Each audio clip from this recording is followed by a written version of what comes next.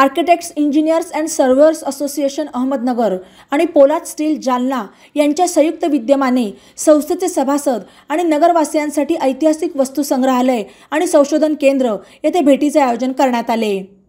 तसेच अहमदनगर इतिहासप्रेमी भूषण देशमुख यांचे अहमदनगरमधील जुने वास्तुवैभव आणि काळानुरूप त्याची जडणघडण या विषयावर व्याख्यान आयोजित करण्यात आले। नवीन पिढीतील युवकांना तसेच नागरिकांना आपल्या शहराचा इतिहास माहिती व्हावा या उद्देशाने एसाने पोलाद स्टील जालना यांच्या सहकार्याने या भेटीचे आयोजन केले। अहमदनगर शहराला 500 पेक्षा जास्त वर्षांचा इतिहास असून स्थापना दिनाची तारीख माहिती असलेल्या मोजक्या शहरात नगरची गणना होते, असे यावेळी बोलताना भूषण देशमुख यांनी सांगितले। निजामशाहीच्या काळात शहरात भव्य वास्तुवैभव आपल्या शहराला लाभले। यात प्रामुख्याने काळा पाषाण दगडाचा वापर केल्याचे दिसून येते। हा ऐतिहासिक वारसा योग्य प्रकारे जतन केल्यास आणि यास प्रसिद्धी दिल्यास जगभरातून पर्यटक तो पाहण्यासाठी नगरमध्ये येतील, असा विश्वास यावेळी देशमुख यांनी व्यक्त केला। शहरात आमूलाग्र बदल करण्यास आणि पर्यटनास वाव देण्यास नक्कीच याचा उपयोग स्थानिक प्रशासनाने केला पाहिजे, असे आवाहनही देशमुख यांनी केले। या उपक्रमास संस्था अध्यक्ष रमेश कारले, सुनील आवटी, प्रितेश पाटोळे, संजय दळवी, सुरेंद्र धर्माधिकारी, अजय दगडे, रत्नाकर कुलकर्णी, मिनल काळे, किरण टकले यांच्यासह सभासद, कुटुंबीय आणि नगरकर उपस्थित होते। 450 वर्षापूर्वी हा मनोरा बांधण्यात आला आणि आज जगामध्ये त्या काळातले अशा प्रकारचे जे मनोरे बांधलेले होते त्यातला एकही मनोरा शिल्लक नाही। आपल्याकडचं जे आर्किटेक्चर आहे बरंचसं पर्शियन आर्किटेक्चर, आपल्याकडे नंतरच्या काळात आफ्रिकन आर्किटेक्चरचा वापर झाला, आपल्याकडे नंतर ब्रिटिशांचं आर्किटेक्चर झालं, अमेरिकन आर्किटेक्चर झालं आणि त्यामध्ये नगरचं दख्खन, आज इराणमध्ये पण अशा प्रकारचा विंड कॅचर टॉवर शिल्लक नाही। खरं म्हणजे युनेस्कोने जर बघितलं तर हे जागतिक वारसा स्थळामध्ये समाविष्ट होऊ शकेल असं मॉन्युमेंट आहे। दुर्दैवाने आपण नगरकरांनी त्याची कचराकुंडी करून ठेवली। या सगळ्या हमामखान्यामध्ये आज डोकावणं देखील शक्य होणार नाही, इतकी दुर्गंधी तिथे येत असते। 3-4 वर्षापूर्वी प्रयत्न केला गेला होता सगळी घाण बाहेर काढण्याचा, पण नंतर लोकांनी कचराकुंडीच नव्हती, महापालिकेला पर्याय देता आला नाही आणि पुन्हा कचराकुंडी। त्याच्यानंतर आपण जाऊयात थोडंसं पुढे। अहमदनगरच्या राजाचं जे चिरविश्रांतीचं ठिकाण आहे, नगरचा राजा संध्याकाळी फिरायला जायचा सिन्नर नदीच्या काठी। एक उत्तम बगीचा ज्यामध्ये गुलाबांचे ताटे होते, अनेक प्रकारचे वृक्ष होते, असं एक सुंदर कॉम्प्लेक्स राजांनी हवाखाली म्हणून तिथे तयार केलेला होता। सिन्नर नदीकाठी सध्या आपण बालिकाश्रम रस्त्याने किंवा तुम्ही खडकोच्या मागच्या बाजूला सरकारकर डॉक्टरांचा दवाखाना आहे त्याच्या मागे जर गेला तर तुम्हाला हा बादरोजा नावाचा परिसर दिसेल। राजांनी हयातीमध्ये ही वास्तू उभी केलेली होती आणि नंतर त्याला इतकी आवडली की माझा पुढचा प्रवास, माझी चिरविश्रांतीची जागा म्हणून बादरोजाच मला हवा असं त्यांनी सांगून ठेवलं होतं। आणि 1508 मध्ये बादशाहचं निधन झाल्यानंतर त्याचं आणि नंतर त्याच्या पत्नीचं दफन इथे केलं गेलं। हा जो समोरचा त्रिकोणी जो पिरामिडच्या आकाराचा भाग दिसतोय तो अहमदनगरमध्ये ज्याने क्रांतिकारक काम केलं, अनेक देशांशी अहमदनगरच्या राजनैतिक संबंध प्रस्थापित केले, त्या शहा ताहीर नावाच्या मुत्सद्दी, विद्वान, वजीर, पेशवा कितीतरी विशेषणं त्याला लावली गेली। त्याला शाहीर ताहीर रोजगारमधून आलेला होता, त्याचा तो मकबरा आहे। त्याच्या पलीकडे अनेक राजांचं दफन राजे मेल्यानंतर जवळजवळ 11 प्रमुख राजे निजामशाहीमध्ये अहमदनगरमध्ये झाले, नंतरच्या काळात दौलताबादला झाले, त्यांचं दफन इथे केलं गेलं, पण ते नंतर पार्थिव त्यांचं उठून करबला जे इराकमध्ये आहे तिथे ते पाठवले। पण नगरचा राजा मात्र नगरच्या मातीतच मिसळलेला आहे। या बादरोजाचं वैशिष्ट्य असं की याच्या घुमटाच्या चुन्यामध्ये राजा दरबाराचं दृश्य दाखवलेलं आहे। तुम्ही जर बसला तर मला वाटतं की एखाद्या दरबारामध्ये आपण बसलेलो आहोत। पूर्वी त्याला सुवर्णाचा वर्ग दिलेला होता आणि सगळ्यात इंजिनिअरिंगच्या दृष्टीने महत्त्वाचं वैशिष्ट्य म्हणजे या घुमटाला मध्यभागी गवाक्ष असे फार कमी घुमट आहेत डोंगर की ज्याच्यामध्ये किस्पणच नाही, ज्याच्यावर सगळा डोलारा अवलंबून असतो. तो मधला दगड इथे लावलेलाच नाही आहे, इथे झरोका तयार केलेला आहे. आणि जेव्हा दुपारी 12-1 वाजता सूर्य डोक्यावर येतो तेव्हा सूर्याची किरणं बादशाच्या आणि बादशाच्या पत्नीच्या कबरीवर होतात आणि मध्यरात्री जेव्हा चंद्र येतो तेव्हा चंद्राची शीतल किरणं पुन्हा बादशाचं दर्शन देतात. चारी बाजूनी दरवाजे आहेत, लोवरची गरज नाही, पंखाची गरज नाही, एसीची गरज नाही. इतकं छान असं गारवा असलेलं वातावरण आतमध्ये असतं. जवळजवळ 8-9 फूट रुंदीच्या भिंती आहेत, वरचं सगळं चुन्यातलं काम आहे. आणि त्याचं आणखीन एक महत्त्वाचं वैशिष्ट्य म्हणजे सीना नदीच्या काठीच हे सगळं बांधकाम केलेलं असल्यामुळे त्याला प्लीथ लेवल खूप छान दिलेली आहे. अतिशय निसर्गरम्य असतं वातावरण तिथे असतं. पोपट त्यांचे थवे तर तुम्ही बघालच, पण तुम्ही ते मोर पण कागडताना दिसायचं. आणि हा जो प्रवेशद्वाराचा भाग आहे त्याच्या बाहेर आणखीन एक कबर आहे. ती कबर आहे एका हत्तीची. अहमदनगरमध्ये मोठमोठ्या व्यक्तीच्या तर समाधी आणि कबरी आहेतच, पण एका हत्तीची पण कबर राजांनी आपल्या राजघराण्याच्या दफनभूमीमध्ये बांधली. हा हत्ती पण साधा सुद्धा नव्हता. त्याचं नाव होतं गुलामन.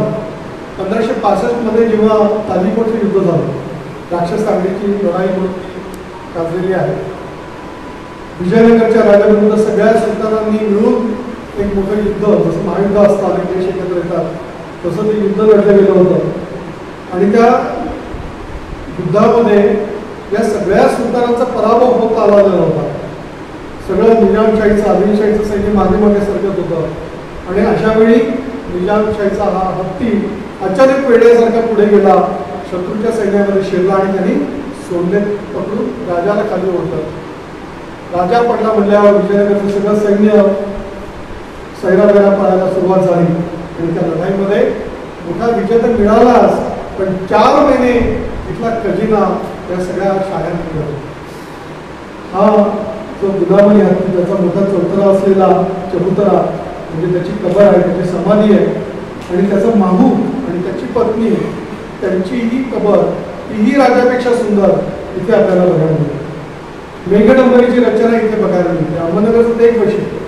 नगरमध्ये हिंदू आणि इस्लामी अशा दोन्ही आर्किटेक्चरच्या, दोन्ही संस्कृतीचा इथे संगम झालेला तुम्हाला बघायला मिळेल. या ठिकाणी आता जे दिसतं आहे ते अतिशय महत्त्वाचं असं मॉन्युमेंट आहे, ज्याला दमडी मशीद असं म्हणतात. जेव्हा किल्ल्याचं बांधकाम सुरू होतं तेव्हा हजारो कामगार जे कामावर जात असत, भिंगारमधून, पुराणनगरमधून, नागरमधून, ते तिथे ते फकीर बसायचे. त्यांना तेव्हा सगळ्यात कमी मूल्याचं नाणं म्हणजे दमडी, तिथे नाणी गॅलरी बघितली असेल ना, तिथे कवड्या पण कवडी दमडी असं ते 1.5 दमडीचा माणूस आपण म्हणतो ना, दमडी तरी एका खिशात. तर त्या दमड्या साठवून त्या फकीरानं त्या पैशातून, मजुरांच्याच पैशातून आणि मजुरांच्या श्रमातून ही अतिशय सुंदर अशी मशीद 1567 मध्ये. तिचं वैशिष्ट्य म्हणजे इस्लामिक आर्किटेक्चरचा एक आदर्श नमुना म्हणून दमडी मशीद ओळखली जाते. इंजिनिअरिंगमध्ये 3-2 असल्याप्रमाणे ते तुम्ही इथे बघू शकता. हे जे मिनार आहेत ते अतिशय प्रमाणबद्ध आहेत आणि मिनारामध्ये मध्यभागी तुमच्या लक्षात येईल किल्ल्याची प्रतिकृती तिथे कोरलेली आहे. किल्ल्याचं काम सुरू होतं त्यामुळे साहजिक त्या मजुरांच्या दृष्टीने किल्ला हाच एक महत्त्वाचा विषय होता. तर किल्ल्याच्या प्रतिकृतीची रचना सगळ्या मिनारांवर तुम्हाला बघायला मिळते. खाली कमळाची फुलं आणि आतमध्ये सगळीकडे आणि दर्शनी बाजूला अतिशय सुंदर साधी छन्नी हातोडा वापरून कोरलेली कमळाची फुलं इथे बघायला मिळतात. खरं म्हणजे मशिदीवर असं कोरीव काम, नक्षीकाम किंवा चित्रकारी आपल्याला कुठे बघायला मिळत नाही. पण इथे इंचभर जागा देखील अशी सापडत नाही की जिथे नक्षीकाम नाही. आणि अतिशय भौमितिक नक्षी, दगड बदलला तरी नक्षी मात्र तुटत नाही, एवढी एकरूपता या नक्षीमध्ये तुम्हाला बघायला मिळते. आणि त्याहीपेक्षा सगळ्यात महत्त्वाचं वैशिष्ट्य म्हणजे एरवी मशिदीवर जो घुमट असतो तो इथे तुम्हाला बघायला मिळतो. इथे त्याच्याऐवजी आहे एक फ्लाईंग आर्च, उडती कमान समोरच्या बाजूला दिसते आहे. आणि त्या कमानीतून ज्याला वाटेल तसा अंतरिक्ष भुट्ट्यासारखा त्याच्या मनामध्ये तयार होतो. जसा भाव तसा त्याला देव दिसतो.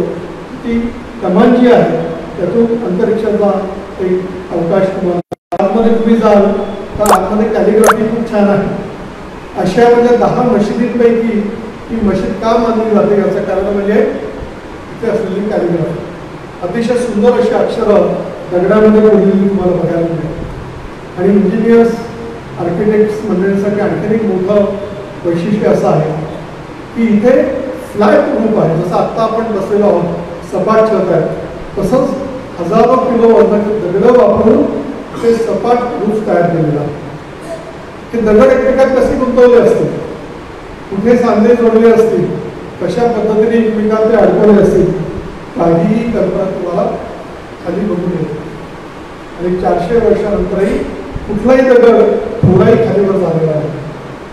आणि त्याहीपेक्षा वैशिष्ट्य म्हणजे छतामध्ये ज्या पद्धतीने दगडांची रचना केली आहे, छतामध्ये कोणी दगड असेल तर बरोबर त्याच्या खाली आरशामध्ये प्रतिबिंब पाहावं, तसं जमिनीवरचा दगड देखील त्रिकोणी असलेला प्रभाव असेल. वर अष्टकोनी दगड असेल तर खालचा दगड पण अष्टकोनी, वर चौकोनी दगड आहे खाली पण चौकोनी. एखादा गादीच्या अंतरावा असं छेका आणि तेही प्रतिरूपासारखं या मशिदीमध्ये तुम्हाला बघतो. एखाद्या डोळ्यामध्ये आपण सुरी फिरवतो तशा पद्धतीने एक खांब इथे टाकलेले आहे. त्याच्या समोर बारव आहे.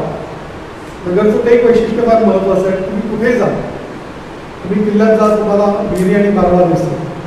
किल्ल्यामध्ये गंगा, जमुना, मछलीबाई, शक्करबाई अशा विहिरी आणि बारवा दिसते. तुम्ही हस्तभेद महालाकडे जाल, त्याच्या शेजारी पण विहीर आहे, तिथे तलाव, तिथं ठाकरे मिळाले, तिथे पाणी गेलं होतं. तुम्ही बारवेच्यात बघितलं असेल तर तिथे पण जे उद्यान होतं त्याला तिथल्याच बारवेतून पाणी दिलं जात होतं. आणि त्या बारवेच्यातल्या बारवेचं वैशिष्ट्य असं की त्याच्या खाली लाकडी एक फ्रेम तयार करून लावली, लाकडी ईट आपण बोलूया तशा पद्धतीची रचना करून त्याच्यावर दगडी आणि विटांचं काम केलेलं आहे. जेव्हा ताजमहालच्या बाबतीत संशोधन झालं तेव्हा ताजमहालाचं देखील बांधकाम मुंबई काठी वाळूवरती लाकडी प्लॅटफॉर्म तयार केला आणि मग संगमरवर बांधकाम केलं गेलं असं लक्षात आलं. आपलं हे काम ताजमहालाच्या कितीतरी आधीच आहे. या मशिदीच्या बाहेर देखील एक तुम्हाला बारव दिसेल, स्टेपेल ज्याला म्हणतो. त्याच्या आतमध्ये तुम्ही गेला तर आतमध्ये एक कमान आहे आणि आतमध्ये त्या कमानीमध्ये एकाचं चढगं तुम्हाला बघायला मिळेल. म्हणजे शांतता हवी, किती हवी तर तिथे कुणी पोहोचू नये, पाण्यामुळे कायम तिथे थंडावा असावा अशी ती रचना त्या ठिकाणी केलेली दिसते. त्याच्यानंतर आपण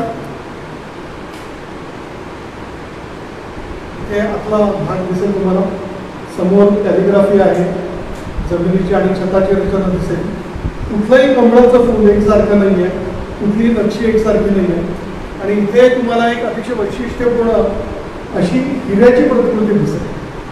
एकेकाळी कोंडूर नावाचा हिरा आपल्या नगरमध्ये पण काही काळ होता, पण त्याच्याही पेक्षा मोठे हिरे हे राजाच्या खजिन्यामध्ये होते. अशाच एका हिऱ्याची प्रतिकृती तुम्हाला तिथे बघायला मिळेल. आणि यामध्ये मधला जो भाग असतो मशिदीचा तो अतिशय पवित्र मानला जातो. तिथून प्रार्थना केली जाते. त्याच्या आतमध्ये जर तुम्ही बघितलं तर तुम्हाला द्राक्षवेलीची नक्षी बघायला मिळेल. आणि असं म्हणतात की शहाजहान बादशाह जेव्हा युवराज असताना दख्खनमध्ये आला होता तेव्हा त्यांनी हे सगळं बघितलं होतं.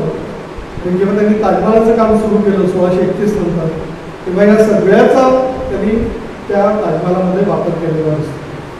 ताजमहालाची वरची समोरची नक्षी आहे ती या नक्षीशी मिळती जुळती आहे. आणि हे काम 1567 आणि ताजमहालाचं काम त्याच्यानंतर 1631 मध्ये सुरू झालं.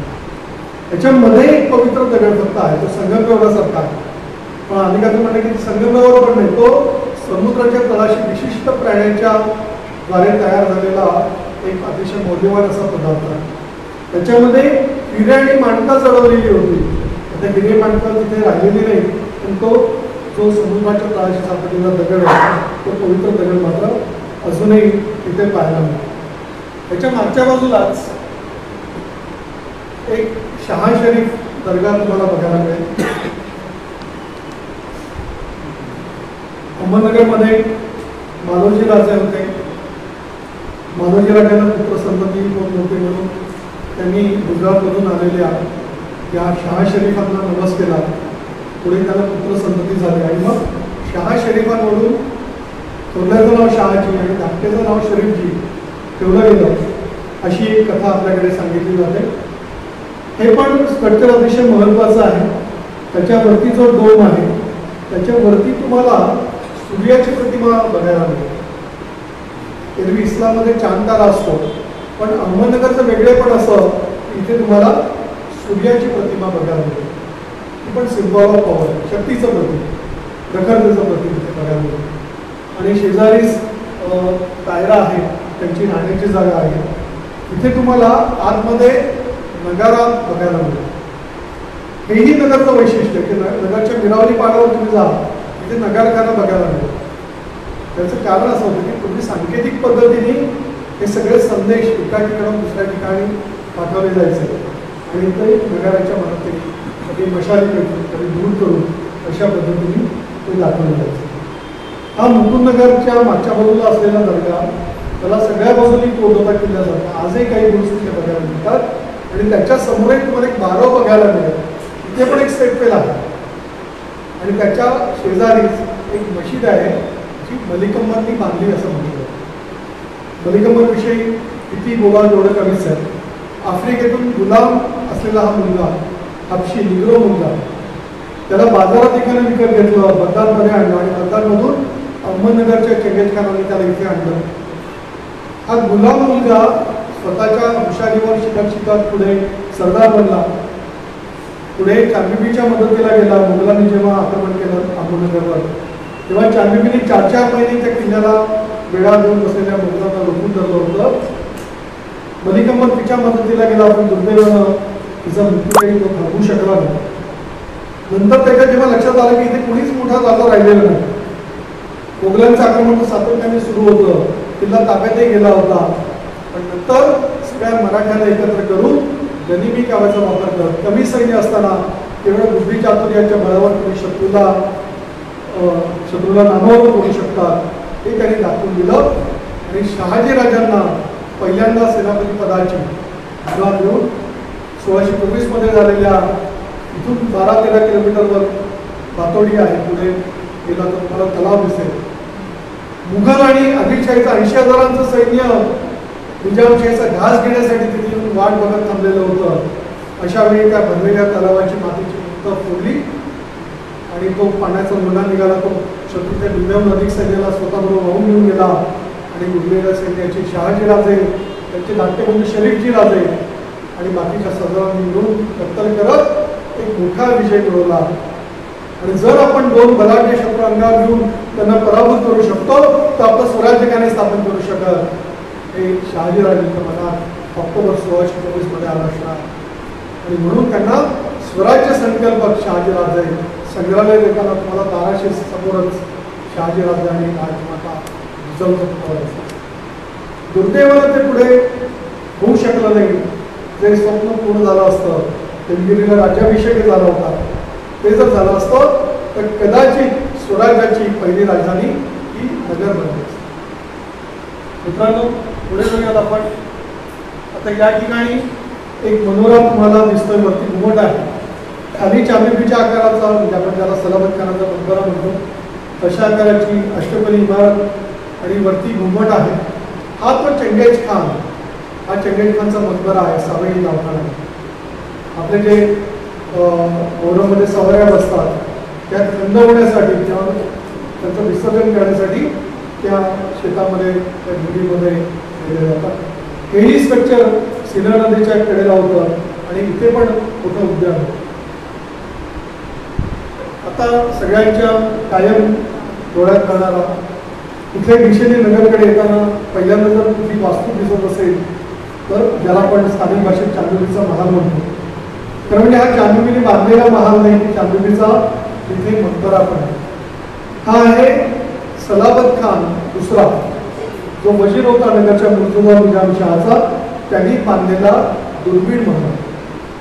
टेहांडीसाठी, संदेश वहनासाठी, शत्रूवर लक्ष ठेवण्यासाठी, संदेशाची देवाणघेवाण करण्यासाठी जवळजवळ समुद्रसपाटीपासून 3080 फूट उंचीवर एक असं डोंगर माथ्याचं ठिकाण त्यांनी निवडलं, एक मोठा चौथरा तयार केला आणि ही वास्तू बांधली 1580 मध्ये. तर म्हणजे त्या डोंगरावर आता जो रस्ता आपल्या गाड्यावर जातात, पण 30 वर्षांपूर्वीपर्यंत तिथे रस्ता पण नव्हता. साधी पायवाट तिथे होती, घोडे किंवा बैलगाडी जाऊ शकेल असा तो रस्ता होता. त्या काळात तर एवढ्यावरती पाणी नेणं, एवढ्यावरती 1000-1500 किलोमीटरचे दगड वाहून नेणं, आपल्याला पिरॅमिड कसे बांधले असतील याचं आश्चर्य वाटतं, पण तेवढेच थोडेसे लहान असतील कदाचित, पण हे दगडं तिथं नेणं आणि जवळजवळ 80 फूट उंचीची, असं म्हणतात की हा महाल 7 मजली त्याला बांधायचा होता. आणि इथून राजधानी म्हणजे दौलताबाद किंवा आपण दिल्ली म्हणूयात त्याला पाहिजे होती असं म्हटलं जातं. पण आजही मला असं वाटतं की 7 मजल्यांची उंची या महालाला आजही आहे. आपला एक मजला 11 किंवा 10 फुटाचा असतो, 10 गुणिले 7 म्हणजे 70, हा तर 80 फुटांचा, म्हणजे 7 मजल्यांपेक्षा उंच महाल. याचं वैशिष्ट्य असं की याच्या सगळ्या कमानींचं जर मोजमाप तुम्ही घेतलं, त्याचे जर अँगल्स घेतले, एखाद्या गुन्ह्या लावायला गव्हर्नमेंट पूर्वी इथे जात असेल, 90 अंशाचा अँगल बरोबर जर त्याला करायचं असेल तर इथे जाऊन तो माप घेत असेल. या कमानींचं थोडं जरी मोजमाप चुकलं असतं, 2-4 इंच इकडे तिकडे झालं असतं, तर यातल्या सगळ्या कैच्या 400 पेक्षा जास्त वर्ष आज ज्या एकमेकाला धरून आहेत त्या धरून राहू शकतात असतात. या सगळ्या महालाच्या तुम्ही जर अंतर्भागात जाऊन बघितलं तर मध्ये डोम आहे, त्याच्या बरोबर खाली 360 डिग्रीमध्ये ढाळ दिलेली जमीन आहे. इथे कुठे दरवाजा नाही आहे, पावसाळ्यामध्ये ढग येतात. महाबळेश्वरला जसं दृश्य तुम्ही बघता तसं दृश्य इथे तुम्हाला बघता येतं. ढग एका कामाने निघून येतो, दुसऱ्या कामाने निघून जातो. आणि एवढं पाणी आतमध्ये आलं ते जर साठून राहिलं तर इमारत टिकू शकली नसते. ते पाणी आपोआप वाहून जावं. कुठलाही नोकर किंवा कुठल्याही शिपाई न नेता देखील इथे कुठलाही कचरा राहू नये, तो स्वच्छ राहावा महाल, अशी रचना बांधकाम करतानाच तेव्हाच्या इंजिनियर्सनी करून ठेवली. एक लोटीवर पाणी जर तुम्ही टाकलं तरी दुसऱ्या मिनिटाला ते वाहून कुठल्या तरी दिशेला निघून गेलेलं तुम्हाला दिसतं. आणि तिन्ही मजल्यांवर त्यासाठी पन्हाळी लावली होती. तिन्ही मजल्यांच्या आतून जिनावर केलेला आहे.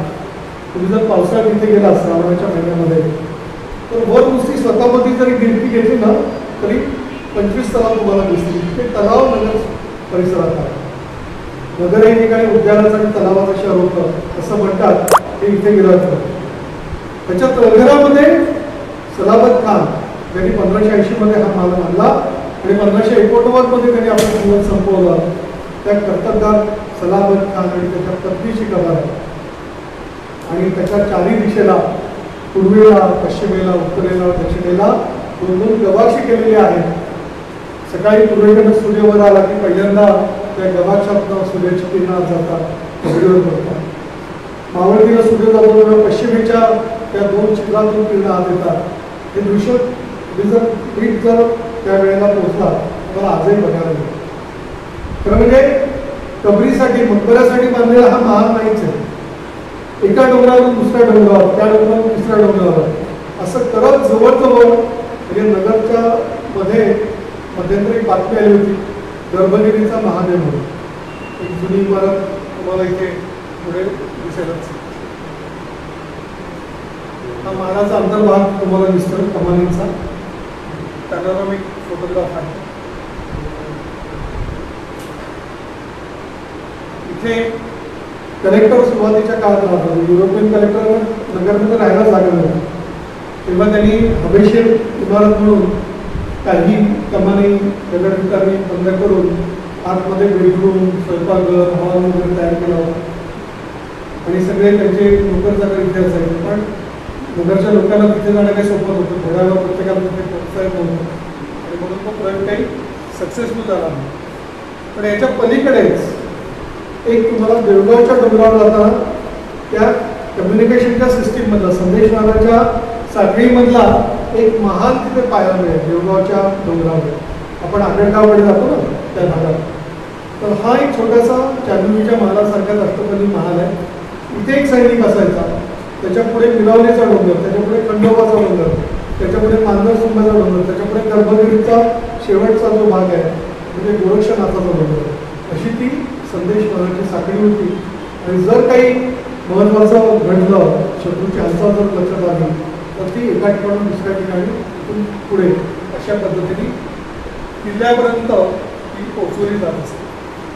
हा तो मधला जो भाग आहे त्याला गर्भगिरीतला महादेव म्हणून आता म्हटलं जातं, तो हा छोटासा वास्तूचा भाग आहे. त्यानंतर आता आपण येऊ सोलापूर रस्त्यावरच्या फराभक्ष महाराज. खरं म्हणजे या फराभक्ष महाराज आपण त्याला फराबाग म्हणून वाट लावून टाकतो. खरं म्हणजे युनेस्कोनी दखल द्यावं असं हे अहमदनगरमधलं सगळ्यात महत्त्वाचं मॉडेल आहे. आपण रणगाडा संग्रहालयाकडे जातो, त्याच्या अलीकडे बाबुळवनामध्ये काटवनामध्ये हा महाल लपलेला आहे. एकेकाळी इथे 300 एकरांचं उद्यान होतं. सीना नदीपासून त्या उद्यानाला सुरुवात व्हायची. त्याच्या मध्यभागी एका तलावामध्ये हा अष्टकोनी महाल बांधलेला होता. हा महाल कोणाला राहण्यासाठी नव्हता, जसं दुर्मिळ महल म्हणजे चांदणीचा महाल काही कोणाला राहण्यासाठी नव्हता, तसं हा महाल पण राजाने राहण्यासाठी बांधलेला नव्हता. हा महाल होता मनोरंजनासाठी. एखादं थिएटर, एखादं ऑडिटोरियम असावं अशा पद्धतीने या महालाची रचना केलेली होती. सगळ्या बाजूनी आमराई, 1 लाखापेक्षा कदाचित आंबे जास्त झाडं असतील, मग गुलाबाचे ताटवे, त्याच्या मध्यभागी मोठा चौरसाकृती तलाव. त्या तलावासाठी देखील हत्ती बारवेतून पाणी हत्तीच्या मोठीने उपसलं जायचं आणि जमिनी खालून कापरी नळाने या महालापर्यंत पोहोचवलं जायचं. दुसरा एक नळ होता कापूरवाडीचा, तलावासाठी कापूरवाडीचं पाणी आणि कारंजासाठी हत्ती बारवेचं पाणी असं त्या ठिकाणी आणलेलं होतं. तुम्ही जर आतमध्ये गेला तुमच्या स्वागताला सुरुवातीलाच कारंजा दिसतं.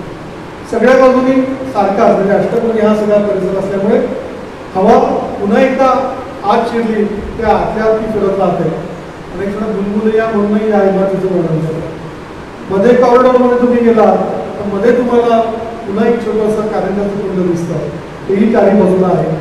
आणि मग इथे दिवाणखाना, रंगमहाल, तो सगळ्यात महत्त्वाचा भाग. इथे देश विदेशातल्या अतिशय सुत्तम नृत्यांगना आणि कुशल वादक गायक हे सगळे तिथे बोलवले जायचे.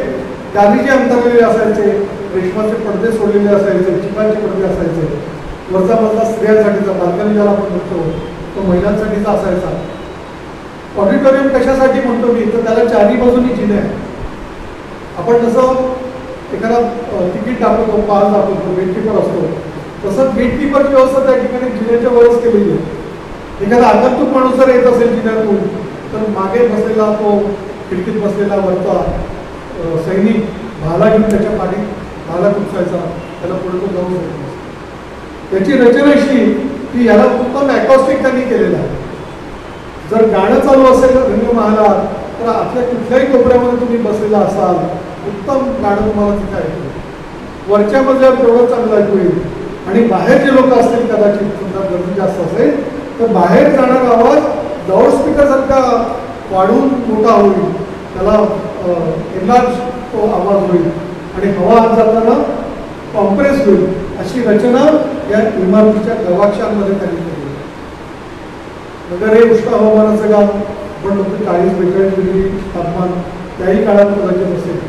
तर त्या काळात तिथे झाडं तर होतीच, पाणी होतं, गुलाबाचे ताटवे होते, पण त्याच्या बरोबरीने आतमध्ये उष्णता पाजू नये म्हणून या महालाच्या भिंतींना 6-6 इंच जाडीचं प्लास्टर केलेलं तुम्हाला बघायला मिळेल.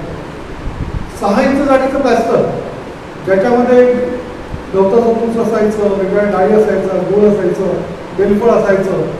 इतकं एकजीव मिश्रण 40 दिवस चुलीच्या घाणीमध्ये ते मळलं जायचं आणि मग ते इथे ते वापरलं जायचं. या प्लॅस्टरवर एकाने पीएचडी केली. फराभक्ष महालाचं प्लॅस्टर कशा प्रकारचं केलं असेल तर ते तिथे गेल्यावर तुमच्या लक्षात येईल. खापरांचा वापर त्यामध्ये केला. हे झालं भिंतीचं. वरून जर सूर्य तापला तर वरून उष्णता खाली पाजू नये म्हणून याचं छत दुहेरी आवरणाचं केलेलं आहे. वरती एक लेअर आहे, त्याच्यामध्ये पोकळी आहे, मध्ये हवा खेळती राहते, मग खालचा लेअर आहे. त्यामुळे वरून जरी गरम तापमान जर वाढलं तरी ते खालपर्यंत येणार. मित्रांनो, या महालाचं वैशिष्ट्य असं, जेव्हा ख्रिश्चन मिशनरी इथे आले, त्यांना नगरमध्ये राहण्यासाठी कोणी जागा दिली नाही लवकर, तेव्हा पहिल्यांदा ख्रिश्चन मिशनऱ्यांचं पहिलं जे काम आहे सेवा कार्य, ते या सोलापूर रस्त्यावरच्या फरावृक्ष महालामध्ये सुरू आहे. पहिली प्रार्थना त्यांनी इथे केली, पहिला मिस्सा इथे झाला, पहिली शाळेतली विद्यार्थी त्यांनी इथे शिकवली, पहिला सिव्हिल हॉस्पिटलचा पहिला जो काळ होता तो या इमारतीत दिलेला आहे. पहिलं उद्योग केंद्र हे या महालामध्ये रेशीम उद्योगाच्या निमित्ताने सुरू झालं. त्याच्या सगळ्या बाजूनी प्रचंड झाडी होती, त्याच्यामध्ये कारंजी होती, त्याच्यामध्ये गोड्या चालायच्या. 250 वर्षापूर्वी कॅमेराचा शोध लागला नव्हता, तेव्हा ब्रिटिशांनी एका चित्रकाराला पुण्यामध्ये नेऊन त्याच्याकडनं नंतर अजिंठा वेरूळची पण चित्र काढून घेतली. हा चित्रकार होता अहमदनगरचा गंगाराम तांबट नवगिरे त्याचं नाव. त्यांनी 2000 चित्र जी काढली ती अमेरिकेच्या येल युनिव्हर्सिटीमध्ये आहेत, आणि त्यामध्ये एक चित्र त्यांनी काढलेलं हे फरावृक्ष महालाचं. आणि त्या चित्रामध्ये तलावातलं पाणी दिसतं, होड्या चाललेल्या दिसतात, राजहंस पोहतात आहेत. आणि त्या काळापर्यंत हा महाल अतिशय चांगल्या अवस्थेत. अहमदनगरमध्ये जेव्हा मुघलांनी स्वारी केली, अकबराचा मुलगा मुराद मोठं सैनिक घेऊन आला होता. तो सुरुवातीला कुठे राहिला असेल तर नगरच्या भिस्त भागेत अष्टबेष्ट महाल. आणि त्यांनी फरमान काढलं होतं की जरी आपण आक्रमण करण्यासाठी आलो असलो तरी अहमदनगरमधल्या एकाही वास्तूला, एकाही झाडाला तुम्ही इजा पोहोचू नका. हे सौंदर्य जपा. शत्रूच्या माणसाने काढलेलं फरमान आहे, इथल्या कुठल्याही वास्तूची नासधूस करू नका. आणि त्या मुलाला कळलं की आपला जो सेनापती आहे तो आपल्यापेक्षा सुंदर इमारतीमध्ये राहतोय, तो राहत होता या फरावृक्ष महालामध्ये. त्याला त्यांनी तिथून बाहेर जायला सांगितलं आणि 15 दिवस मुराद इथे मुक्काम. मित्रांनो, पेशव्यांचं जेव्हा राज्य होतं तेव्हा सदाशिवराव पेशवे उदगीरच्या मोहिमेवर निघाले होते, तेव्हा त्यांचा मुक्काम या फरावृक्ष महालामध्ये होता. आणि तेव्हा त्यांनी आपल्या नानासाहेब पेशव्यांना एक पत्र लिहिलं होतं. बहुत सुंदर असं वर्णन त्यामध्ये या महालाचं केलेलं आहे. कर्मचारी सर पुणेरी माणसं कधी कौतुक नाही करणार नगरचं, त्यांनी लेखी पुरावा ठेवलेला आहे. किती सुंदर महाल. आणि मग पुण्यामध्ये तळ्यातला गणपती तयार झाला. आज तिथे सारसबाग आपण बघतो. त्याची सुरुवात, त्याची संकल्पना ही अहमदनगरच्या या तळ्यातल्या जलमार्गापासून झालेली आहे. आपण या महालाच्या आतमध्ये बघूयात. इतका सुंदर रंगमहाल आहे. विजेशिवाय, कुठल्याही साऊंड सिस्टीम शिवाय आजही तिथे मैत्री होऊ शकतात. आपल्या नगरचे अनेक वाढदिवस आम्ही तिथे साजरे केलेले आहेत. साधी सतरंजी टाकतो. तबला, पेटी, ब्रह्मवीणा वाजवणारे चौधरी सर होते, त्यांना इथे बोलवलं होतं. पवन नाईक इथे गाऊन गेलेले आहेत. त्यांचा अनुभव असा की इथे श्रोते जरी नसले, इतका गायक जरी गात बसला तरी तासनतास तो त्या समाधीमध्ये रममाण होऊ शकतो. एवढी शांत आणि आध्यात्मिक अशी. शिवशाही बाबासाहेब पुरंदरे 94 वर्षी इथे आले होते. त्यांना चालत्या खुर्चीत बसून घेऊन गेलो होतो आम्ही. ते या महालात आले आणि म्हणाले, मी एक नाटक लिहिलं होतं माझ्या तरुणपणी. मी त्यांना म्हणलं, तुमचं माहिती आहे मला महानाटक? नाही म्हणाले, मी फुलवंती नावाचं नाटक लिहिलं होतं, ते माझ्या व्यतिरिक्त कोणालाच फारसं माहिती नसेल. आणि या फुलवंती नाटकाचा सगळा जो थरार आहे, सगळं नाटक जिथे घडतं तो माझ्या स्वप्नातला हाच तो मानतो. बाबासाहेबांनी 94 वर्षाचा.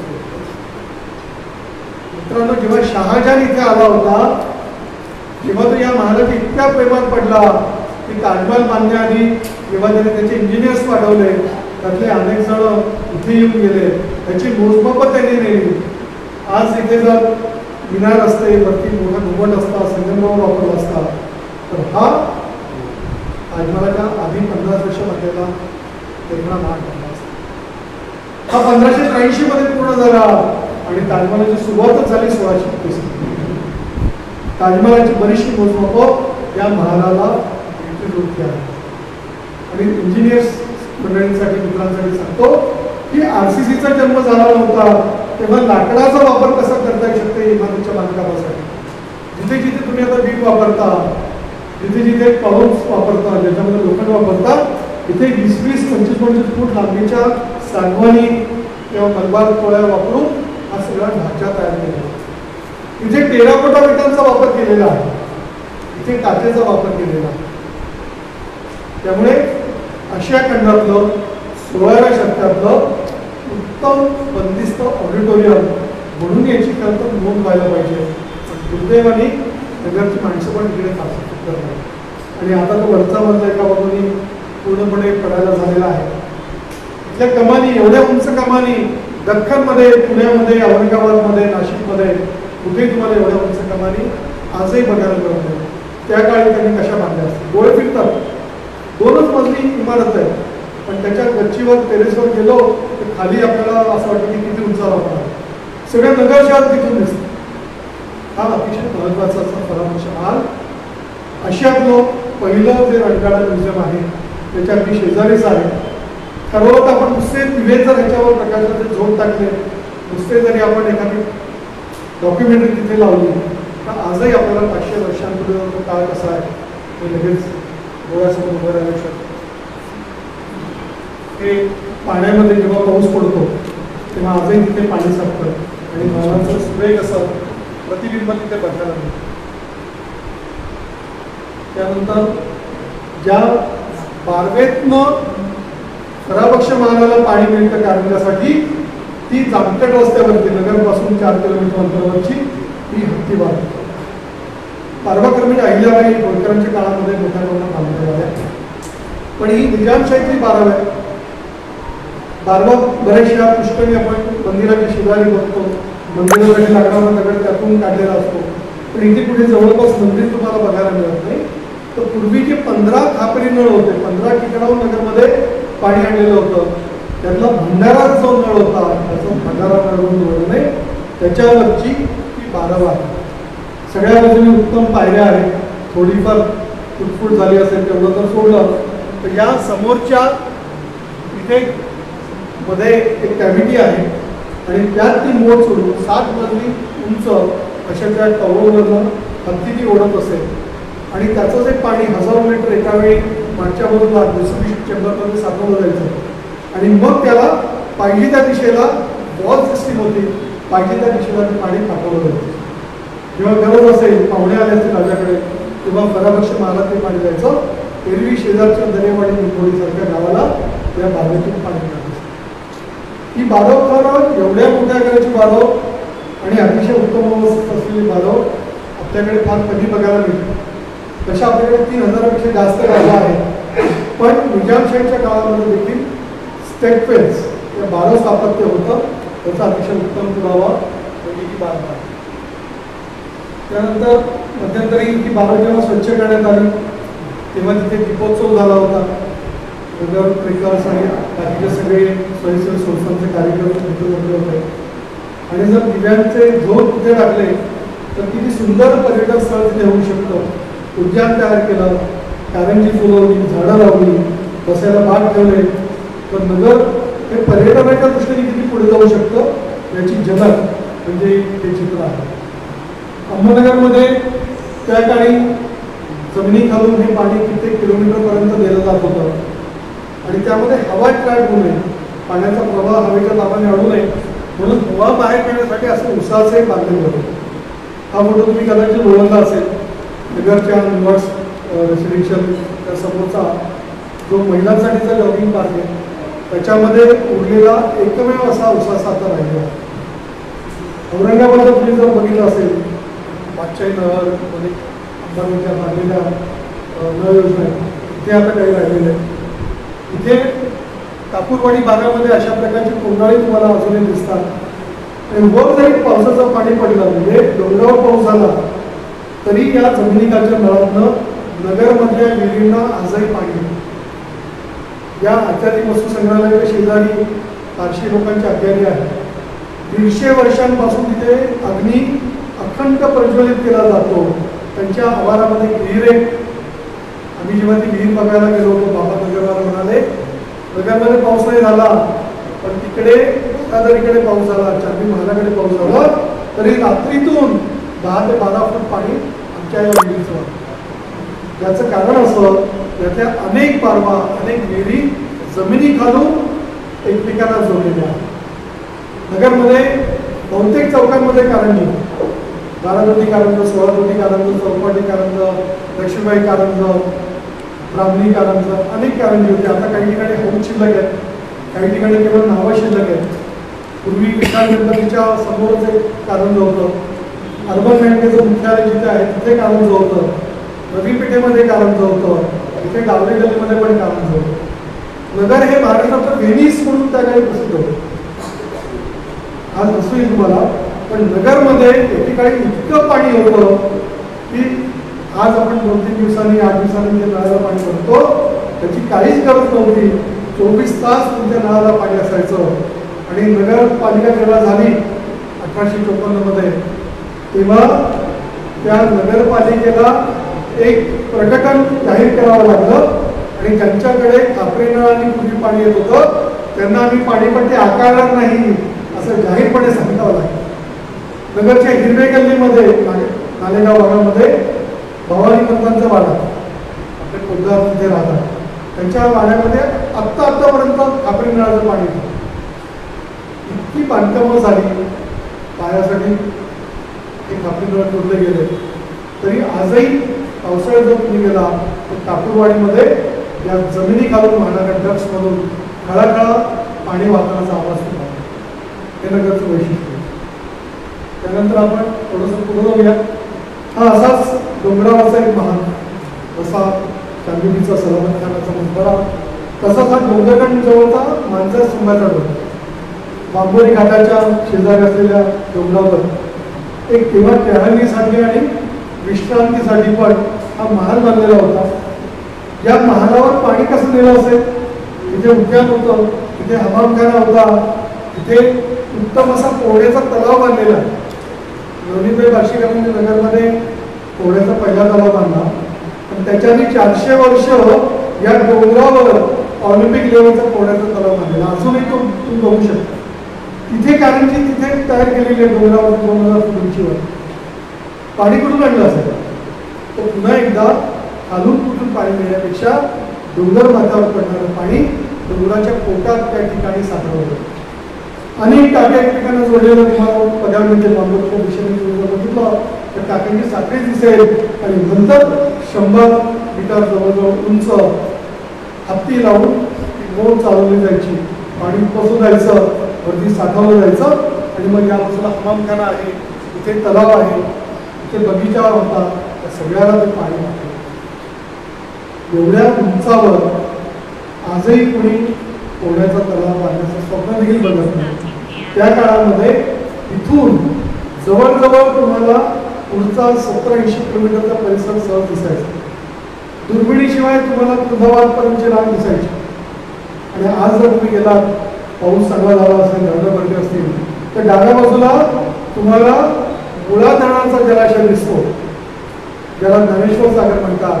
आणि उजव्या बाजूला पैठण जवळचा जायकवाडीचा जलाशय दिसतो, ज्याला नाथसागर असं म्हणतात. एकाच वेळी 2 धरणं एका ठिकाणी तुम्हाला दिसतात. मला ते बहुतेक महाराष्ट्रातलं एकमेव ठिकाण असतं. डोंगरगड तिथे प्रभू रामचंद्र आले. प्रभू रामचंद्रांनी बाण मारून तिथे गरम पाण्याचे झरे उत्पन्न केले अशी कथा सांगितली जाते. प्रभू रामचंद्रांचा जो मार्ग होता त्याच्यावर हा सुतीक्षणांचा किंवा षडभंग ऋषींचा आश्रम होता असे दाखले मिळतात. पण सगळ्यात महत्त्वाचं असं त्या डोंगरामध्ये देखील तुम्हाला खापरी नळ बसवलेले दिसतील. त्या मंदिराच्या शेजारी एक कुंड आहे पाण्याचं, तिथे आपण पैसे लागतो. आपण किती पाप केलंय, पुण्य केलंय त्याचा मोजमाप आपण बघतो. तो जर खालचा छिद्राचा भाग जर तुम्ही नीट बघितला तर तो इंजिनियरनी तयार केलेला खापरी नळ. तिथे कारंजी तयार केलेली होती, तिथे आत्ता ते कारंज काढलं गेलं. आणि सीतेची नाणी आपण ज्याला म्हणतो तो तेव्हाचा करेस किंवा कणाचा भाग. जगामध्ये अशा प्रकारे फार कमी ठिकाणी पाणी योजना शिल्लक राहिलेला.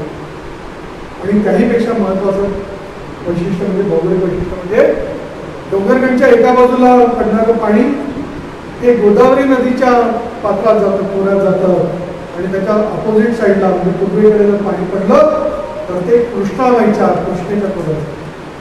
2 मोठ्या नद्यांच्या सरहद्दीवरचं हे ठिकाण आहे.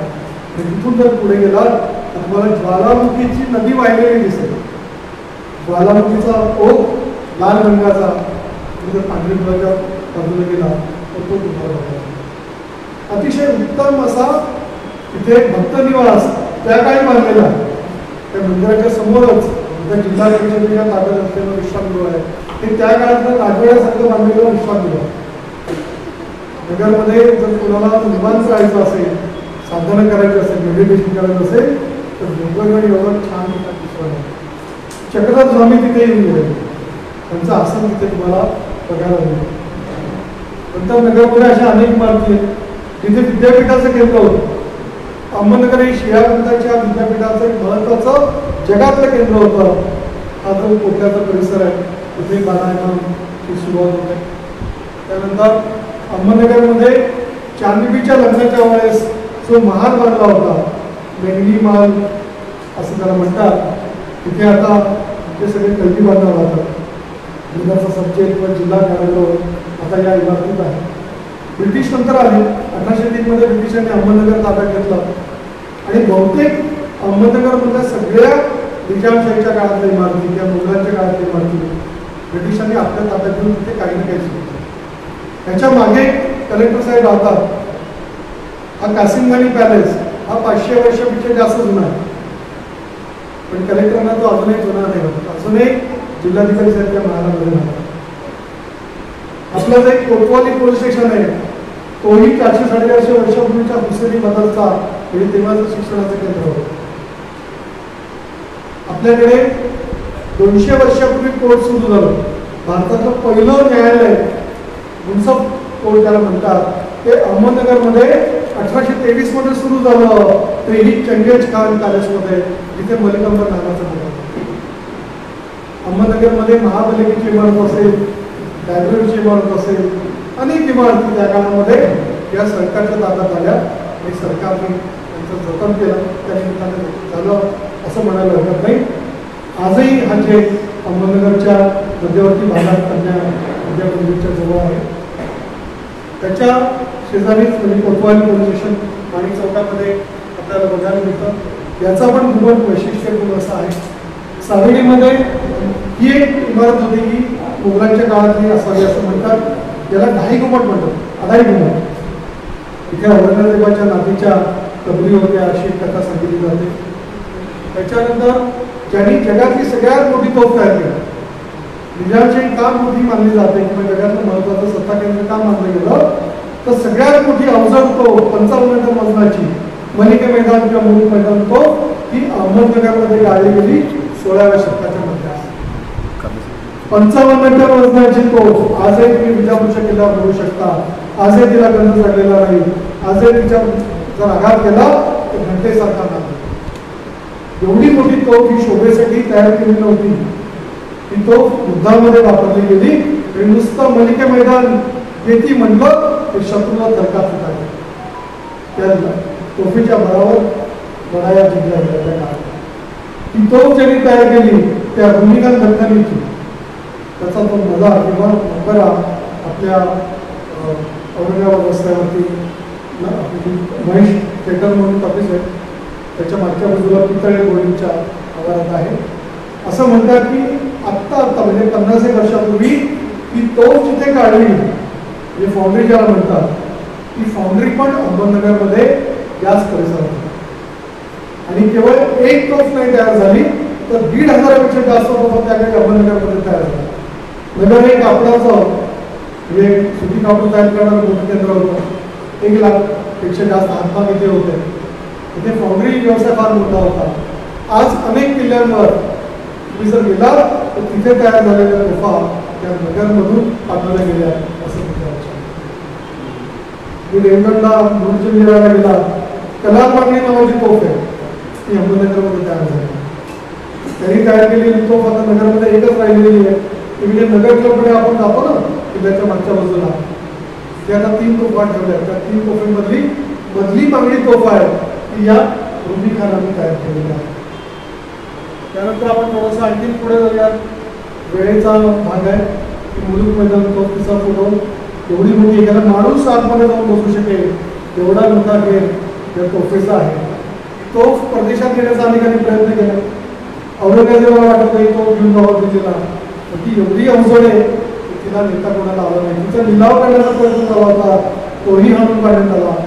नंतर असं लोक म्हणायला लागले की तो म्हणजे देव आहे, देवता आहे, तिचा टवका काढायचा आणि लोक त्याचं रॉकेट बनवायचं. एका पोलिसाला पकडलं होतं, त्याची बातमी पेपरमध्ये आली होती की त्यांनी त्या गुरुप्रधानचा टवका काढला. त्यानंतर मोगलांच्या काळामध्ये आता ज्या वेशी आपण बघतो ना, त्या वेशी निजामशाही काळातल्या नाही. अहमदनगर जसं मोठं व्हायला लागलं तसं सुरक्षेचा प्रश्न आला, किल्ल्याचं जसं पुनर्बांधणी करून मजबूत केला गेला, तसंच अहमदनगर शहराभोवती पूर्ण शहराभोवती कोट बांधण्यात आला, सरबती बांधण्यात आली. 11 दरवाजे 11 वेशी तिथं होत्या आणि या वेशी म्हणजे शहरात प्रवेश करण्याचे दरवाजे. आत यायचं असेल तरी नोंद व्हायची, बाहेर जायचं असेल तरी नोंद व्हायची. आणि जेव्हा नगर हे वाहतुकीच्या दृष्टीने अडचणीचं शहर बनलं तेव्हा काही वर्षांपूर्वी या वेशींना बुलडोजर लावून त्या तोडण्याचा प्रयत्न झाला. बुलडोजरला देखील मात करेल अशी ही वेस अजूनही तिथून आहे.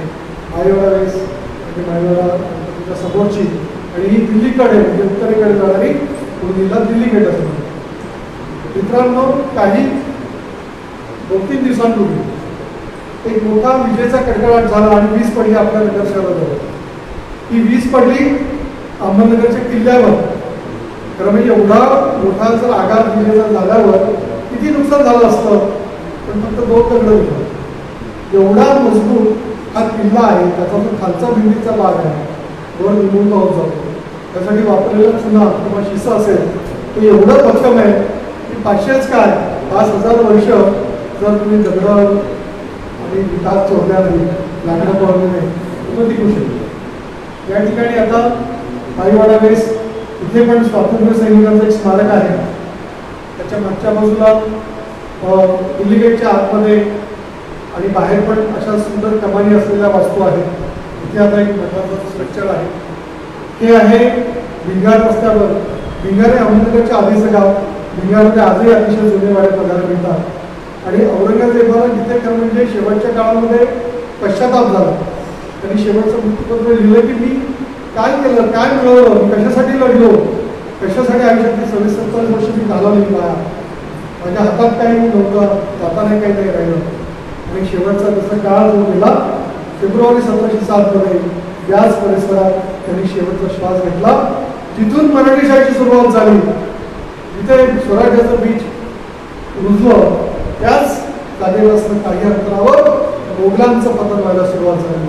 मोगलांचा 49 वर्ष राज्यकारभार करणारा हा बादशाह नगरमध्ये मरण पावला आणि काही वर्षात मोगलांचं साम्राज्य झालं. इथे आलमगीर असं काय आहे. त्यानंतर त्याच्या पुढे आपण बघूया हे आहे आधुनिक काळ म्हणजे ब्रिटिशांच्या काळात काही चर्चेस. नगर हे कसं कैरो पद्धत नंतर त्याचं नाव घेतलं जायचं, तसंच नगर म्हणजे महाराष्ट्रातलं जेरुसलेम किंवा येरुसलेम असंही म्हटलं जातं. याचं कारण ख्रिस्ती समाज मोठ्या प्रमाणात इथे आला. हे नगरमधल्या भिंगारच्या परिसरातलं जॉन चर्च आहे, त्याच्यामध्ये क्राईस्ट चर्च आहे आणि आजही 150 वर्षानंतर देखील ही चर्च आहे तशीच आहे आणि मातीचे भेंडे वापरून हे चर्च बांधलेलं आहे. तसं तुलनेने कतलातून मटेरियल असलं तरी त्याची निगा इतकी उत्तम राखली जाते. इथे आहे तसंच आहे. नगरमध्ये आपल्या तारकपूरच्या बाहेर हे तारकांचा समूह किंवा ज्याला सिल्व्हर कॅथेड्रल म्हणतात, हे चर्च ऑफ इंग्लंड म्हणून एकेकाळी प्रसिद्ध होते. इंग्लंडमधल्या चर्चची प्रतिकृती अहमदनगरमध्ये इथे तयार केली आणि हे अतिशय जुनं कॅथेड्रल मानलं जातं. अहमदनगरच्या किस्त गल्लीमधलं हे ब्रिटिशांच्या म्हणजे 1947च्या आधीच्या काळामध्ये 1902 ते 1906 या काळामध्ये मध्यवर्ती भागामध्ये बांधलेलं नवीन चर्च, त्याला न्यू चर्च असं म्हणतात. या चर्चचं वैशिष्ट्य असं की त्याच्या मनोऱ्यावर तुम्हाला घुमट बघायला मिळतं. त्याचा आर्किटेक्ट होता अमेरिका आणि जेव्हा ह्यूम साहेबांनी त्याला सांगितलं की मला अशा अशा प्रकारे अहमदनगरमध्ये ज्याला फार मोठा जुना इतिहास आहे, ही इमारत लोकांना आपली वाटली पाहिजे. सगळ्या इंजिनियर आर्किटेक्टला हे पण अतिशय महत्त्वाचं आहे की त्या राहणाऱ्या लोकांना, तिथे जाणाऱ्या लोकांना हवा पाणी जितकं महत्त्वाचं आहे तसं त्या इमारतीचा आपुलकीचा एक धागा जोडला गेला पाहिजे. आणि म्हणून त्यांनी अशा प्रकारची एकमेव चर्च असेल की ज्याच्या गुंतावर तुम्हाला तो बघायला दिसेल. आणि इथे मोठी घंटा आहे. आतमध्ये साधारण 1800 लोक बसू शकतील असं फर्निचर आहे. अतिशय छान अशी रचना या चर्चमध्ये आहे. आणि इथे कुठेही येशू ख्रिस्ताची मूर्ती नाही, ती येशू ख्रिस्ताचं नावही लिहिलेलं आहे. आणि हे का नाही केलं तर त्याचं कारण त्यांनी सांगितलं होतं की सगळ्या समाजासाठीचं प्रार्थना मंदिर आहे.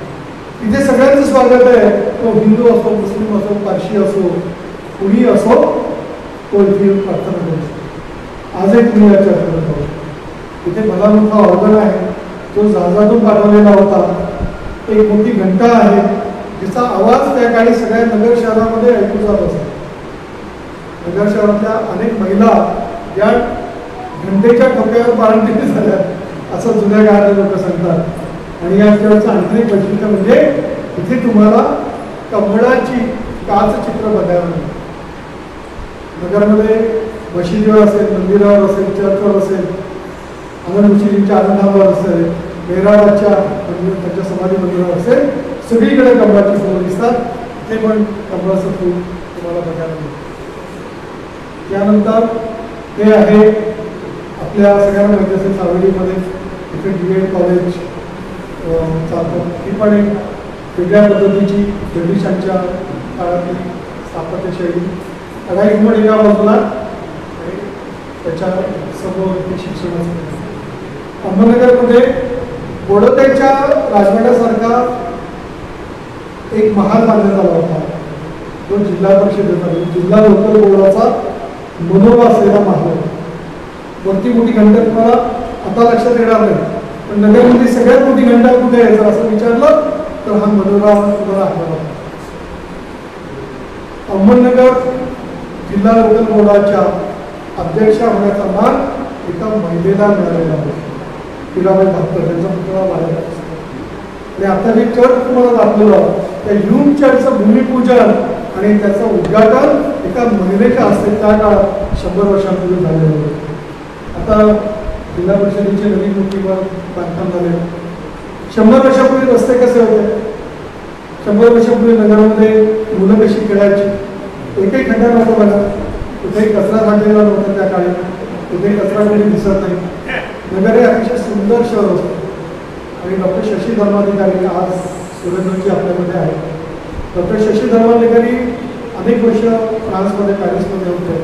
तेव्हा जगाच्या अनेक म्युझियममधून त्यांनी छायाचित्र गोळा केली. आणि असे होते नगर नावाचं पुस्तक प्रकाशित केलं, आपल्या संग्रहालयातून प्रकाशित केलं. त्यामध्ये अशी 100 वर्षापूर्वीची दुर्मिळ छायाचित्र त्यांनी ब्रिटिश लायब्ररीतून आणली होती. ती तुम्हाला इथे बघायला मिळते. नगरचे टांगे. नगरमध्ये एकेकाळी नगरी टांगा प्रसिद्ध होता.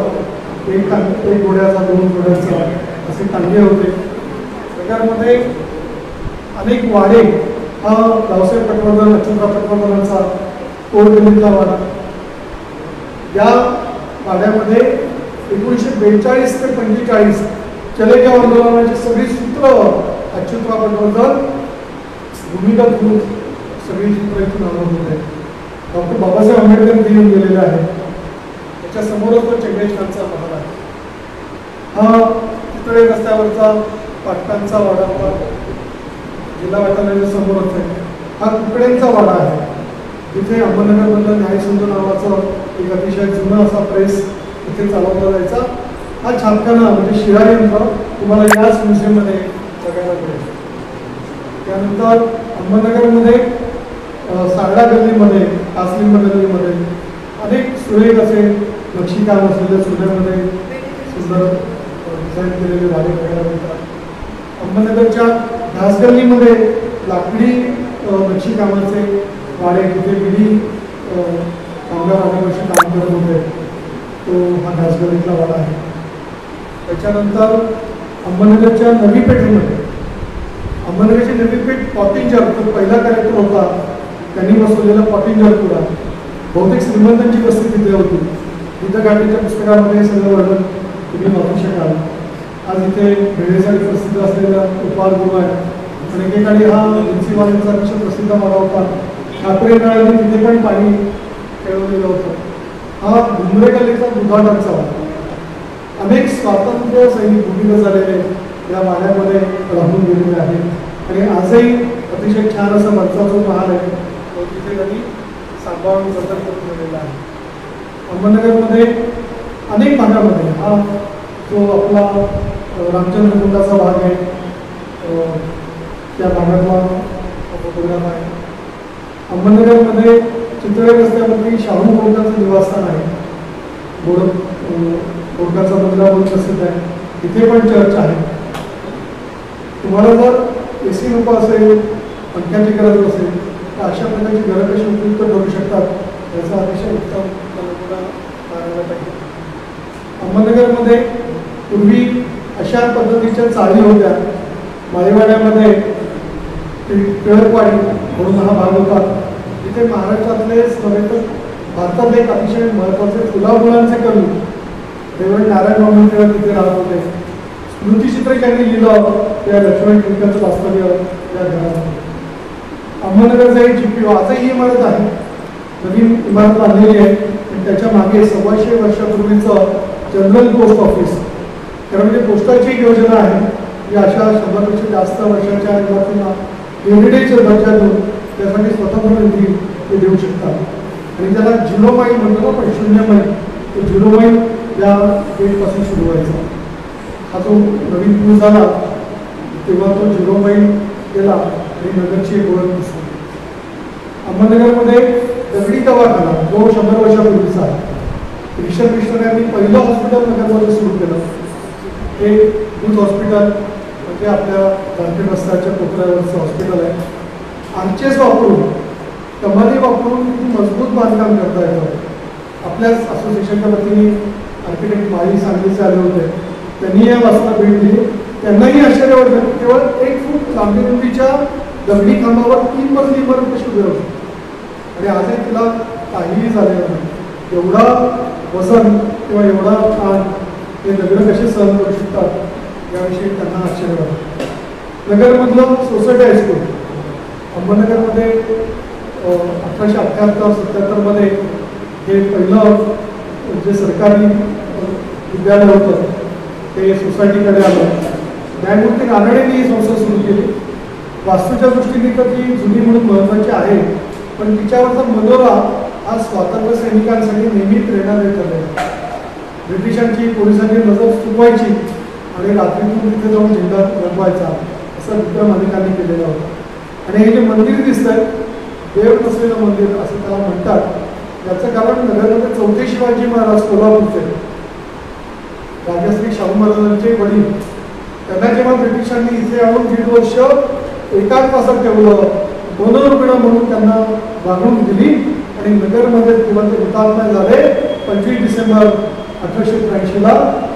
तेव्हा त्यांचा अंत्यविधी गुपचूप उरकण्यात आला आणि याच हायस्कूलमधला भोसले नावाचे शिपाई त्यांनी त्याच्या हस्ते अग्निदाह करण्यात आला. पुढे या शाळेच्या शिक्षकांनी म्हणून ठरवलं आपण वर्गणी काढून शिवाजी मंदिर बांधूया, पण सरकारला, ब्रिटिश सरकारला कळलं आणि त्यांनी योजना म्हणून पाहिली. मंदिर बांधून तयार झालं, ती काय बसवली गेली. त्यानंतर थोडंसं पुढे जाऊया. या शाळेचा जो सुरुवातीचा भाग होता यालाही 150 वर्ष झाले. इथे ठिकाणी कोर्ट भरत असतो. कोर्टाचा काही भाग भरत असतो. त्यानंतर अहमदनगरमध्ये महात्मा फुले पुण्यामध्ये शाळा सुरू करण्याआधी ज्या शाळेला भेट देण्यात आले ती ही इमारत आहे. ही पण टोलव छान ब्रिटिशकालीन इमारत आहे. आणि या शाळेमध्ये सिंथिया फरार नावाच्या बाई नगरमधल्या मुलींना शिकवत असतात. 1838 मध्ये ही शाळा सुरू झाली आणि महात्मा फुले त्यांचा मित्र त्यांना घेऊन गेला इथे आणि ते म्हणाले पुण्यात पण एवढी चांगली शाळा नाही, एवढी नगरमध्ये चांगली शाळा जर होत असेल तर आपण पुण्यात का ही शाळा सुरू करायची. सावित्रीबाईंना त्यांनी इथे 15 दिवस ट्रेनिंगसाठी पाठवलं. मग पुण्यामध्ये पहिली एकदेशीय शाळा महात्मा फुले आणि सावित्रीबाईंनी सुरू केली. हे पण जुनं स्ट्रक्चर अजून एक अबाधित आहे. अहमदनगरमध्ये रेल्वे स्थानक, कारण प्रत्येक काळामध्ये निजामशाहीच्या काळामध्ये, मोगलांच्या काळामध्ये, त्यानंतर मराठा पिरियड असेल, ब्रिटिशांचा पिरियड असेल, अनेक महत्त्वाच्या इमारती वास्तू त्या काळात निर्माण झाल्या. नगरमध्ये जवळजवळ आता त्याला बघा 1877-78 मध्ये रेल्वे लाईन सुरू झाली. Guinness book of world record तेव्हा नव्हतं, नाहीतर एका वर्षभरामध्ये 197 किलोमीटरचा लोहमार्ग तयार करण्याचं नगरच्या दुष्काळी भागातल्या लोकांनी सांगायचं. एका वर्षभरात ही रेल्वे लाईन तयार झाली दौंड मार्गावरची. आणि 18 एप्रिल 1878ला पहिली रेल्वे धावली. आता 2 दिवसापूर्वी इंटरनेटवर लोक तिचं स्वागत करतात कळतात असा एक फोटोग्राफ बघायला.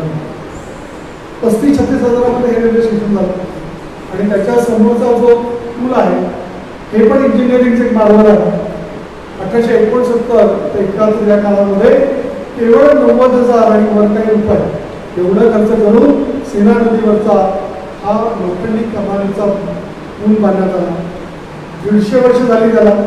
अजून त्याचा एकही रिपीट किंवा काय जे लोखंडी जे त्याला वापरले गेलेले पार्ट्स आहेत एकही गंजलेला नाही, एकही सोडण्याचा प्रयत्न देखील कोणाला करता आलेला नाही. त्याच्याकडेला आता नवीन खूप बांधकाम केलेलं आहे. पूर्वी नगरमध्ये अशी कारंजी असायची. नगरच्या आनंदी बाजारातलं दक्षिण कारंजा आहे पण त्याला पाणी नाही. इमारत कंपनी हे खरं म्हणजे स्थापत्याचं नगरचं आणखीन एक वैशिष्ट्य. नगरमध्ये व्यापाऱ्यांनी एकत्र येऊन स्वतःचा वेगळा बाजार सुरू केला. पूर्वी जुना बाजार असायचा, सगळ्या कापडाच्या दुकानात तिथे होते. पण ते मालक आणि भाडेकरू त्यांच्यामध्ये वाद झाल्यानंतर अनेकांनी ठरवलं की आपण स्वतंत्र जागा घ्यायची.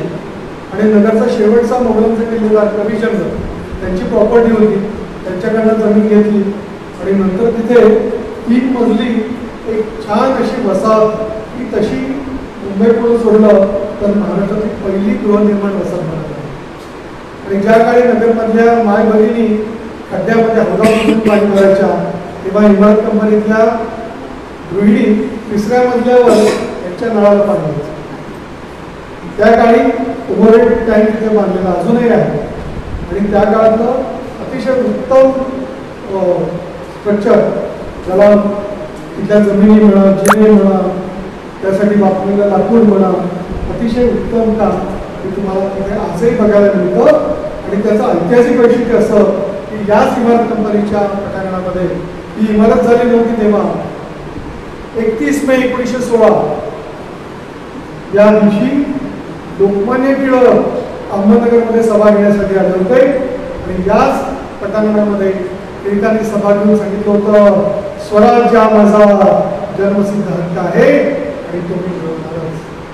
ही सिंहगर्जना ज्या ठिकाणी झाली तिथे लोकमान्यांचा पुतळा आता आहे कोल्हापूरच्या मागच्या बाजूला. त्या चौथऱ्यावर लोकमान्यांची सिंहगर्जना तिथे कोरून ठेवली. मित्रांनो काही वर्षात आता ही इमारत तुम्हाला म्हणजे उभी राहिलेली नसेल, पण निदान आपल्या संघटनेच्या माध्यमातून मी एक विनंती करतो की निदान फोटोग्राफिक आपण एक डॉक्युमेंटेशन करून एखादं मॉडेल करून हे सगळं पुढच्या पिढ्यांसाठी थोड्याफार प्रमाणात त्यांना प्रेरणा म्हणून ते द्यायला हवं. नेहरू मार्केट काळाच्या पडद्यावर गेलं. पंडित नेहरू जेव्हा अहमदनगरमध्ये आले होते 1961 मध्ये तेव्हा मोनीबाई वार्षिकरांनी चितळे रस्त्यावरती एक मंडई बांधली होती. तिला नेहरू मार्केट असं म्हटलं जायचं. तिच्यावरती आयफेल टॉवरची प्रतिकृती बसवली होती. आणि तिथून करण्यावर भोंगा वाजायचा, सभे वाजायची, भक्तिगीतावर नगरकरांना ऐकवली जायची. नगरकरांचं घड्याळ या भोंग्यावर लागलेलं असायचं. काही वर्षांपूर्वी ते नवी इमारत बांधायची म्हणून हा मनोरा, हे आयफेल टॉवर, ही सगळी वास्तू 8 दिवस पडत नसताना बुलडोझर लावून पाडण्यात आली. आज तिथे जाऊन बघितलं काहीही उभं राहिलेलं नाही. त्यानंतर अहमदनगरमध्ये अनेक मंदिरं आहेत, जैनांची मंदिरं आहेत. हे कापड बाजारातलं मंदिर आहे. अतिशय उत्तम असं तुम्हाला शिल्पकाम तिथे बघायला मिळेल. 24 तीर्थंकरांच्या मूर्ती तिथे बघायला मिळतील. आणि या मंदिराला देखील 100 वर्ष झाली. 1923 मध्ये अवतार मेहरबाबा नगरमध्ये आले तेव्हा म्हणजे त्यांचा पुण्याला जन्म झाला होता. शिर्डीला साईबाबांना ते भेटायला गेले होते. उपासनी महाराजांना भेटून ते नगरला आले. आणि बरोबर मे 1923 मध्ये 101 वर्ष झाली. मेहरबाबा कारंजाला फिरत गेले तेव्हा त्यांना ब्रिटिशांनी पहिल्या महायुद्धात बांधलेली छावणी तिथे दिसते. ब्रिटिशांना माहिती नव्हतं की दुसरं महायुद्ध होणार, त्यामुळे त्यांनी छावणी सगळी लिलावात विकायला काढली होती आणि नगरच्या इनानी परिवाराने ती विकत घेतली होती. मेहरबाबांना असं वाटलं की ही जागा माझ्यासाठी खूप चांगली आहे. त्यांना गोरगरिबांसाठी शाळा काढायची होती, मनोरंजनासाठी एक आश्रम सुरू करायचा होता. तर मेहरबाबांना मग तिथे आश्रम सुरू केला आणि औरंगाबादचा हा परिसर नंतर आंतरराष्ट्रीय तीर्थस्थळ बनला. नगरमधलं स्थानिक मटेरियल व्यक्ती जी पूर्वी लष्कराची छावणी होती ना, तिथल्या पोस्ट ऑफिसचे दगड वापरून मेहरबाबांनी त्यांच्या हयातीमध्ये हे टेकडीवरचं समाधी मंदिर बांधलं. तुम्ही जर कधी संध्याकाळी सकाळी गेलात तर फार प्रसन्न वातावरणामध्ये तिथे प्रार्थना सुरू असतात. त्या वरच्या घुमटाच्या एका बाजूला तुम्हाला मंदिराची प्रतिकृती दिसेल, एका बाजूला तुळसाची प्रतिकृती दिसेल, एका बाजूला मशिदीची प्रतिकृती दिसेल आणि एका बाजूला अग्निपात्र दिसेल. मला वाटतं नगरची संस्कृती म्हणजे काय हे जर तुम्हाला कोणाला सांगायचं असेल तर मेहराबादला सगळे धर्म सारखे, सगळ्या धर्माचा जो देव आहे ते तुमच्या अंतःकरणामध्ये आहे. सेवा करा, सेवेमध्ये परमेश्वर आहे हे वाक्य तिथे लिहिलेलं आहे. आणि आज 80पेक्षा जास्त देशातले लोक मेहराबादला इथे नसतात. ती टाकी होती खरं म्हणजे पाण्याची टाकी होती लष्करासाठी मागे.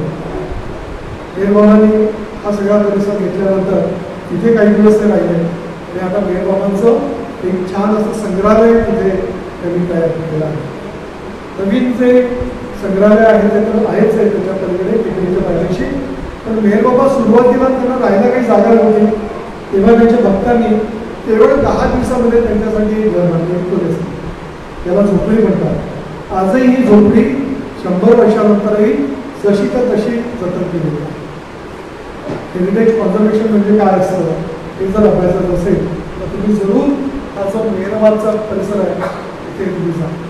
नगरमध्ये सार्वजनिक दत्त देवस्थान आता खरं म्हणजे जगातलं सगळ्यात मोठं दत्त देवस्थान होण्याचा मान त्याला मिळालेला आहे. अहमदनगरमध्ये सगळ्या राज्यांमध्ये लोक स्थायिक झालेले आहेत. अयप्पा मंदिर सांगलीतलं तिथे गेले की असं वाटतं की आपण दक्षिण भारतामध्ये आलेलो आहोत. त्यांच्या पद्धतीचं सगळं प्रसार प्रार्थना वाद्य असतात. अहमदनगरमध्ये श्री श्री रविशंकर यांचं ज्ञानमंदिर सांगलीतल्या परिसरामध्ये आहे. अहमदनगरमध्ये त्या काळामध्ये कलाभवन तयार झालेलं होतं आणि प्रमोद कांबळे यांनी भारतातल्या सगळ्यात महत्त्वाच्या 500 व्यक्तींची पेन्सिल चित्र या वास्तूमध्ये रेखाटलेली आहे. नगरचं म्युझियम 2 खोल्यामध्ये हे संग्रहालय सुरू झालं होतं. त्या संग्रहालयाच्या संस्थापक सरदार बाबासाहेब निलकरांनी स्वतःकडच्या वस्तू आणून ठेवल्या आणि मग सगळ्यांना एकत्र येऊन संग्रहालयाचा हा मोठा डोलारा उभा केला. खरं म्हणजे पुणे, मुंबई, नागपूर सोडलं तर अशा प्रकारचं संग्रहालय जिल्ह्याच्या ठिकाणी फार तिथे बघायला मिळतं. नगरमध्ये स्नेहालयाचं हे पण आर्किटेक्चरच्या दृष्टीने एक महत्त्वाचं स्ट्रक्चर आहे. याला जिओडोम म्हणतात. स्नेहालयाकडे पैसा नव्हता तेव्हा भूकंप नुकतेच झालेले होते. तर भूकंपामध्ये आपल्या इमारतीला सुरक्षित कसं ठेवता येईल यासाठी पाबड म्हणून जे गाव आहे तिथे जाऊन हे डिझाईन मुलांनी शिकून घेतलं होतं आणि नगरमध्ये अवघ्या 15,000 रुपयात हे पहिलं स्नेहालयाचं स्ट्रक्चर बांधण्यात आलं. आता अनेक नव्या इमारती तिथे झालेल्या आहेत. हा जुना डोम अजून काय नाही. मेहराबादच्या मागच्या बाजूला NPR म्हणून एक मोठं भक्तनिवास आता उभारलेला आहे. विटा वापरून त्यामुळे अमेरिकेतले आर्किटेक्ट्स आहेत पण कुठेही प्लास्टर न करता आपण कारण असताना प्लास्टर करतो. स्थानिक मटेरियल लाकूड असेल, इथे तयार झालेलं पीठ असेल. अहमदनगरची वीट कारण की एका काळी जगात प्रसिद्ध होतं. खंगरी वीट, तुम्हाला जर वीट किती स्ट्रॉंग आणि किती मजबूत तयार करता येते हे जर बघायचं असेल तर तुम्ही सातारकर हॉस्पिटलच्या मागे भागवत असता. वरतीच्या विटा वापरल्या आहेत ना त्या अजूनही आहेत तशाच, म्हणजे नव्या विटा असं एवढी शार्प वीट बघायला मिळते. नगरच्या भातोडीच्या तलावाची पिवळी माती ही विटेसाठी 1 नंबरची मानली जाते आणि नगरमध्ये अशा पद्धतीचं विटांचं काम आजही मोठ्या प्रमाणात केलं जातं. नगरमध्ये नव्या अनेक इमारती आहेत त्याविषयी वेळ घालवत नाही. बांबू वापरून केलेलं RCCचं स्ट्रक्चर असतं त्याच्यामध्ये स्टीलऐवजी बांबू वापरायचा. म्हणजे आजही हे आपल्या गुरुगाव रस्त्यावरचं सरांचं घर 15 वर्ष मजबूतपणे उभं आहे. अहमदनगरमधली महापालिका असेल, अहमदनगरमधली जिल्हा परिषदेची नवीन वास्तव असेल, अहमदनगरमधलं जिल्हा न्यायालय असेल, आता नवीन ठिकाणी निश्चित झालेलं आहे, किंवा अहमदनगरमधलं कलेक्टरांचं नवीन भव्य असं वास्तव वैशिष्ट्यपूर्ण असं इमारत असेल. तर म्हणजे खूप गोष्टी आहेत नगरमध्ये इको फ्रेंडली घरांची एक मोठी आता तुम्हाला ट्रेन वाढताना दिसते आहे. सूर्यप्रकाशाचा, वाऱ्याचा, हवेचा, तापमानाचा सगळा विचार करून घर कसं बांधता येतं आणि इलेक्ट्रिसिटी कशी तुम्ही बचत करू शकता, तुमचं आरोग्य कसं चांगलं राहू शकतं हे अहमदनगरमध्ये खरं म्हणजे त्या वास्तू प्रत्यक्ष बघितल्याशिवाय त्याचं सौंदर्य, त्याचं वेगवेगळं सुद्धा लक्षात येतात. आणि अहमदनगरचं मी जसं म्हणालो नगरमध्ये सगळ्या धर्मांचं चांगलं पण एकत्र आलेलं आहे, तसं आर्किटेक्चर पण सगळं एकत्र आलेलं तुम्हाला बघायला मिळतं. अहमदनगरमध्ये न्यू गॉथिक आहे, त्याच्या आधीचं आफ्रिकन स्ट्रक्चर आहे, पर्शियन स्ट्रक्चर आहे. मुळात भारतीय असलेलं आपण ज्याला 10व्या 11व्या शतकात निर्माणबद्ध वगैरे म्हणतो तशा पद्धतीची पण मंदिरं इथे बघायला मिळतात. मला असं वाटतं की याचं डॉक्युमेंटेशन जर व्यवस्थित झालं तर आपण या सगळ्या गोष्टी अकॅडमिक पद्धतीने सगळ्या पिढी समोर आणू शकतो. नगरमध्ये पर्यटक जर आले आणि पर्यटकांना हा वास्तुव्यवस्था खजिना जर त्यांच्यापुढे उलगडला गेला, नुसतं पिकनिक म्हणून चांगली बीचच्या महालात आणणं वेगळं आणि त्याचा इतिहास समजून घेणं वेगळं, हे जर झालं मला वाटतं की पुढच्या काळामध्ये नगरमध्ये खूप देशांमध्ये अभ्यासक आणि पर्यटक यायला लागतील आणि नगरचा जो पैरोबंदाचा जो इतिहास जो लुप्त झालेला आहे त्याच्या पुढे आपण पुन्हा एकदा भरभराटीला सुरुवात करूया. रोजगार वाढेल, कामं मिळतील आणि पुन्हा एकदा नगर हे देशाचा प्रवेश जगाचं महत्त्वाचं शहर आहे. मला इथे संधी दिली त्याबद्दल पुन्हा एकदा आर्किटेक्ट्स, इंजिनियर्स आणि सर्व्हेयर असोसिएशनचे सगळे पदाधिकारी, हे सगळे सभासद, खूप मोठी माणसं आहेत. अविनाशजी आहे, त्यांनी माझं घर बांधलं, त्यांनी कुलकर्णी आहे, सगळी मंडळी खरं म्हणजे नगरच्या भल्यासाठी खूप वर्षांपासून झटत आहेत. आपण सगळेजण एकत्र आलो, जितो गॅलरी कशी झाली मॉन्युमेंट्स मॉडेल स्वरूपात आपण बघू शकतो. किल्ल्यामध्ये खूप मोठी जागा आहे, तसं पुण्यामध्ये आज अनेक वास्तू मिनीच्या स्वरूपात आज बघायला मिळतात, तसं अहमदनगरमध्ये करता येऊ शकतो. आणि हे जर आपण जगामध्ये पोहोचवलं तर ताजमहल बघायला येणारी मंडळी नक्की फरापेक्षा बघायला येतील. तो दिवस जवळचा असायला हवा एवढीच प्रार्थना व्यक्त करतो. खूप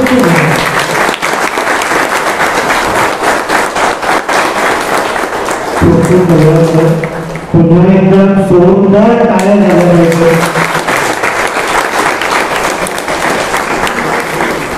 आज आपण स्टँडिंग एडिशन देण्याला खरोखर हरकत नाही. सरांनी गेले 1.5 ते 2 तास नॉनस्टॉप असं झालं की 500 वर्षांचा इतिहास आपण जगत आहोत किंवा त्या काळात सरांनी आपल्याला निघून दिलेला आहे. त्या वास्तूमध्ये आपण रमत आहोत किंवा त्या वास्तू फिरत आहोत असा चित्र आपल्या समोर उभं केलेलं आहे. पुन्हा एकदा जोरदार टाळ्या. यानंतर मी संस्थेचे डायरेक्टर आणि माजी अध्यक्ष अनुरुद्दीन शेख सरांना विनंती करतो की त्यांनी आभार प्रदर्शन करावे.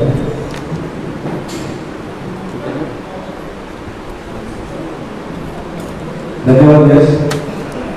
एक संवेदनशील इतिहास तज्ञ कसा असावा याचं ज्वलंत उदाहरण म्हणजे भूषण देशमुख सर आहे. तसं यशने बोलला की जवळजवळ 2 तासापासून आपण असं वाटलं होतं की आपण त्या 500 वर्षापूर्वीच्या इतिहासात आपण सगळेजण भारावून गेलो होतो. भूषणजी खरंच संस्थेतर्फे मी आभार मानतो. संस्था दरवर्षी काही ना काही वेगळे उपक्रम घेऊन संस्थेच्या सभासदांसाठी वेगळे उपक्रम घेऊन येत असते. त्यातलाच हा एक भाग आहे. आर्किटेक्ट्स, इंजिनियर्स अँड सर्व्हेयर्स असोसिएशन तर्फे अहमदनगर शहराच्या जडणघडणीत किंवा वैभव प्राप्त करण्यासाठी बरेचसे आपण प्रोजेक्ट्स महापालिकेला हस्तांतरित केले होते. परंतु काही शासकीय उदासीनता असेल, राजकीय उदासीनता असेल त्याच्यामुळे ते प्रोजेक्ट्स पूर्णत्वास गेले नाही.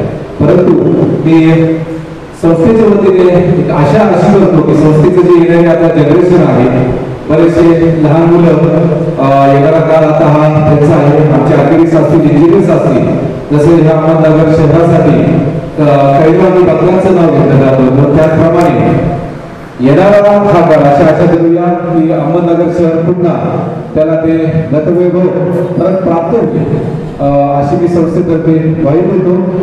आर्किटेक्ट्स, इंजिनियर्स अँड सर्वेअर्स तर्फे मी भूषणजी देशमुख सरांचं पुन्हा एकदा आभार मानतो आणि आलेल्या सभासदांना अशी विनंती करतो की त्यांचे ज्या व्हिजिट्स आता ते रोममध्ये घेणार आहे, जो 8-10 दिवस आपल्या शहराचा जो 28 मे वाढदिवस आहे, तर सगळ्यांनी आवर्जून उपस्थित राहावे.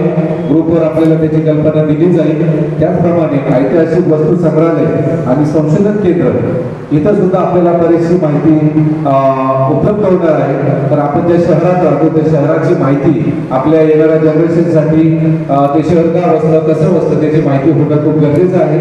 मी पुन्हा एकदा भूषणजी देशमुख सरांचं ऐतिहासिक वस्तू संग्रहालय यांचं सुद्धा मी हार्दिक आभार मानतो. त्याचप्रमाणे डॉक्टर यादव सर यांचं सुद्धा मी संस्थेचे तर्फे आभार मानतो आणि आलेले जे संस्थेचे सभासद आहे, कुटुंबातले जे सभासद इथे आलेले आहेत ते संस्थेतर्फे सगळ्यांचा आभार मानतो. हा कार्यक्रम इथे संपला असं जाहीर करतो आणि खालच्या मजल्यावरती आपण नाश्ता आणि चहाची सोय केली आहे. सगळ्यांनी असं घ्या अशी विनंती करतो. हा कार्यक्रम संपला असे जाहीर करतो. धन्यवाद. ई नवा मराठा यूट्यूब चॅनलला सबस्क्राईब करा आणि बेल आयकॉनवर प्रेस करा.